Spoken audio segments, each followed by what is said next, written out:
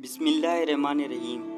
हुजूर सल्लल्लाहु अलैहि वसल्लम की पैदाइश। हुजूर सल्लल्लाहु अलैहि वसल्लम की पैदाइश से पहले सारी दुनिया में बहुत ज़्यादा गुमराही फैली हुई थी। अरब में तो लोग बुरस्ती के इतने आदी बन चुके थे कि वो अभी सफ़र पर जाते तो अपने साथ अपने बुतों को भी ले जाते थे। उनमें गुमराही और जहालत इतनी ज़्यादा थी कि वो अपनी लड़कियों को जिंदा दफन कर देते थे ताकि किसी को अपना दामाद न बनाना पड़े। इस गुमराही के दौर में हुजूर सल्लल्लाहु अलैहि वसल्लम की पैदाइश हुई, लेकिन पैदाइश से 50 साल पहले ही से आप सल्लल्लाहु अलैहि वसल्लम के लिए माहौल तैयार किया गया।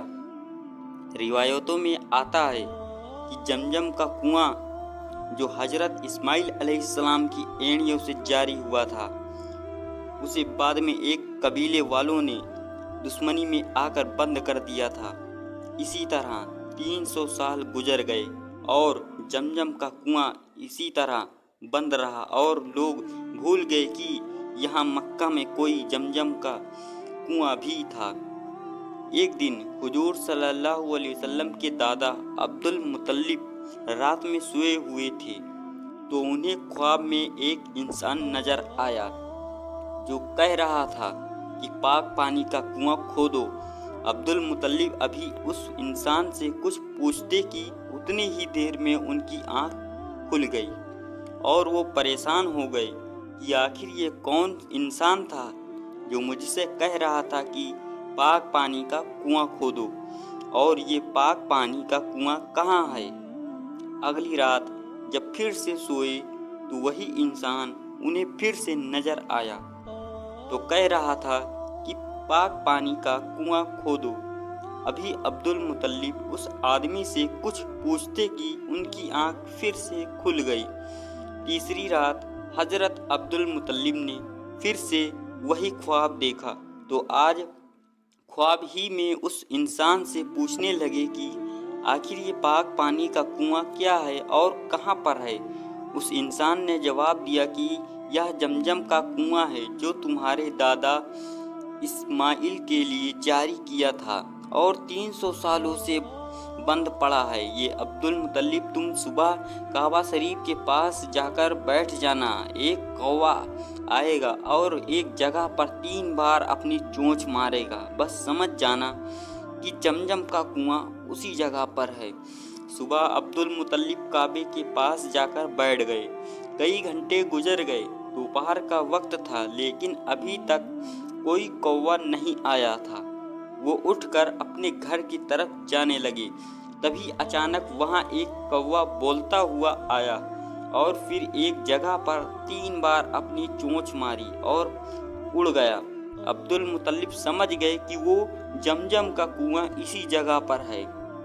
हजरत अब्दुल मुत्तलिब ने उसी वक्त तमाम मक्का वालों को जमा किया और कहा कि ऐ मक्का वालों, यह जमजम का कुआं है जो हमारे बाप इस्माइल अलैहिस्सलाम के लिए जारी किया था, वो इसी जगह पर है। मुझे ख्वाब में अल्लाह की तरफ से बताया गया कि उस जमजम के कुएं को जाकर खोदो और 300 सालों के बाद पढ़ा है।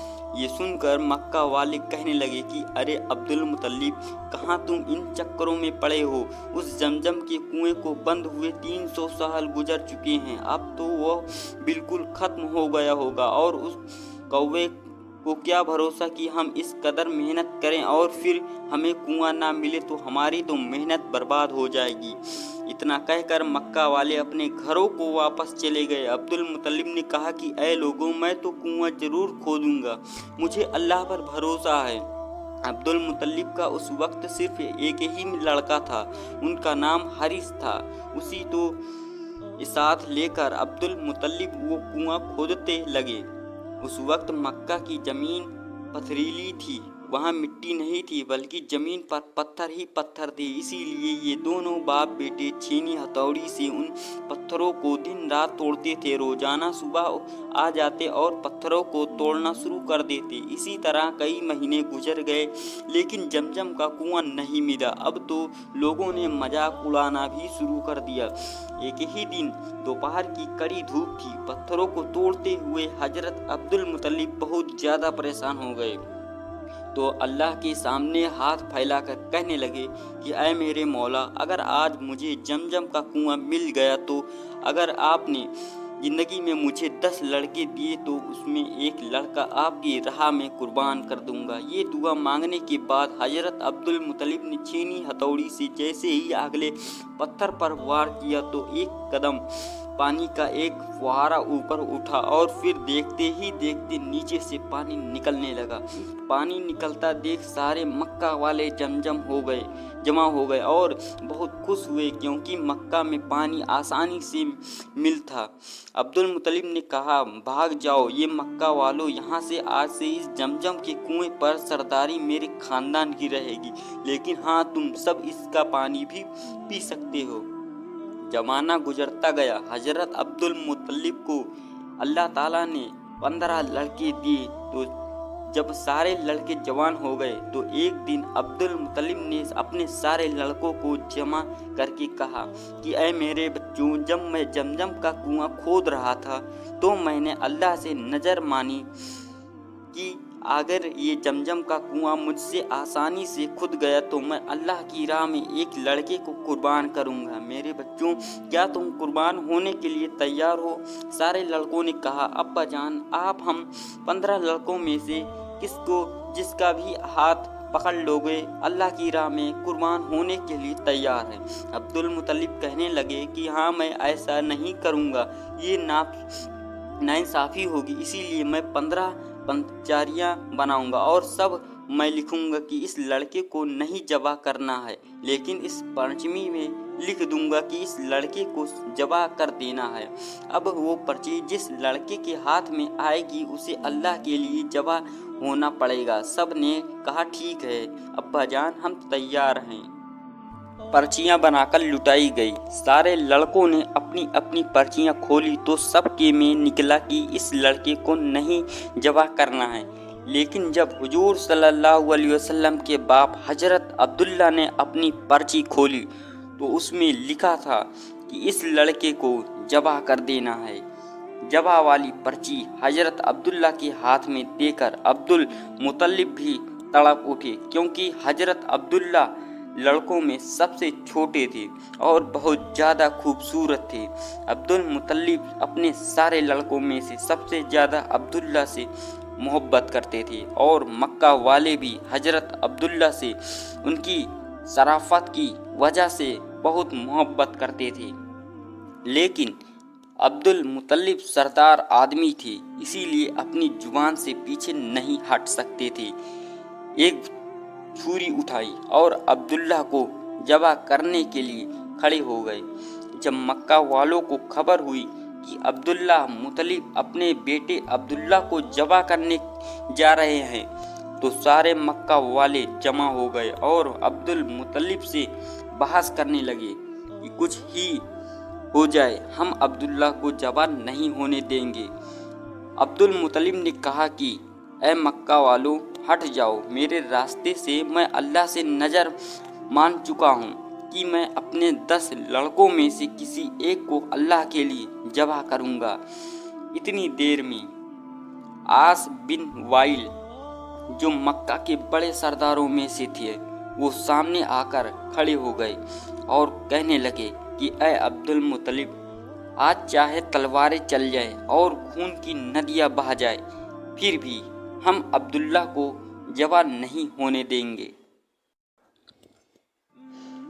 عبد المطلب نے جب دیکھا کہ سارے مکہ والے ایک طرف ہیں اور میں اکیلا دوسری طرف ہوں تو کہنے لگے کہ اے مکہ والوں، ایک شرط پر میں عبداللہ کو چھوڑوں گا، وہ یہ ہے کہ نذرانہ میں جو ایک جادوگر عورت ہے، اگر وہ کہہ دے کہ عبداللہ کو نہ ذبح کرو تو میں ذبح نہیں کروں گا، ورنہ آج میں عبداللہ کو ذبح کر کے رہوں گا۔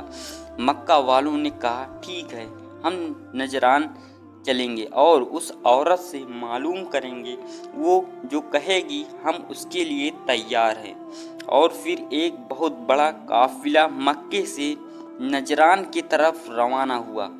400 کلومیٹر دور نجران کا سفر کر کے ये तमाम लोग उस जादूगर औरत के पास पहुँचे और उसे सारी बातें बताई तो उस जादूगरी ने कहा कि तुम लोगों में अगर किसी बंदे को कत्ल कर दिया जाता है तो उसके बदले में तुम क्या मुआवजा लेते हो।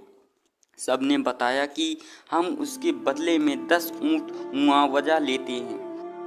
उस जादूगरी ने कहा तो फिर एक पर्ची में 10 ऊँट लिखो और दूसरी पर्ची में अब्दुल्ला का नाम लिखो और पर्ची उठाओ। फिर अब्दुल्ला मुतलिब उनमें से एक पर्ची को उठाए। अगर उस पर्ची में अब्दुल्ला का नाम निकले तो दूसरी पर्ची पर 10 ऊँट और बढ़ा दो और अब्दुल्ला को बचा लो। इस तरह जब तक अब्दुल्ला का नाम निकलता रहे तब तक दूसरी पर्ची पर 10-10 ऊँट बढ़ाते जाओ और जब खुलने वाली पर्ची पर ऊँटों का नाम निकल आए तो अब्दुल्ला को बचा लो और उतने ऊँटों को ज़बह कर दो। सारे लोगों को यह फैसला बहुत पसंद आया और फिर मक्का वापस आकर पर्चियाँ बनाई गई। हजरत अब्दुल्ला मुतल्लिब ने अपने 100 ऊँट सफ़ा पहाड़ के पास लाकर खड़े कर दिए और दूसरी तरफ हुजूर सल्लल्लाहु अलैहि वसल्लम के बाप हजरत अब्दुल्ला खड़े हो गए। पर्चियाँ बनाकर उड़ाई गई तो अब्दुल मुतलिब ने जब पर्ची खोली तो उसमें लिखा निकला कि अब्दुल्ला को ज़बह कर दो। यह पढ़कर दूसरी पर्ची पर 10 ऊँट बढ़ा दिए गए और दोबारा पर्ची उड़ाई गई तो फिर से अब्दुल्ला का नाम निकला। ये देखकर दूसरी पर्ची पर भी फिर से 10 ऊँट बढ़ा दिए गए। करते करते 90 ऊँट बढ़ा दिए गए क्योंकि हर बार हजरत अब्दुल्ला ही का नाम निकलता जा रहा था कि इन्हें ज़बह कर दो। आखिर मैं हजरत अब्दुल्ला मुतलिब ने कहा कि ऐ लोगों, यह आखिरी बार होगा। अगर इस बार भी अब्दुल्ला का नाम निकलता है तो मैं अब्दुल्ला को ज़बह कर दूंगा। सभी लोग खामोश खड़े थे। अब्दुल्ला मुतल्लिब भी बहुत परेशान थे कि शायद अब अल्लाह की मर्जी है कि अब्दुल्ला को ज़बह कर दिया जाए।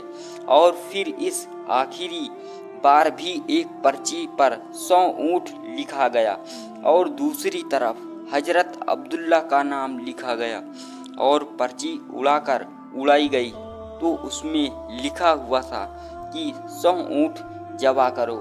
यह पढ़कर सबके चेहरे पर खुशी की लहर दौड़ उठी और सबने मिलकर एक बहुत तेज नारा लगाया और कहा कि चलो भाई, अब अब्दुल्ला को छोड़ो और ऊँटों को ज़बह करो।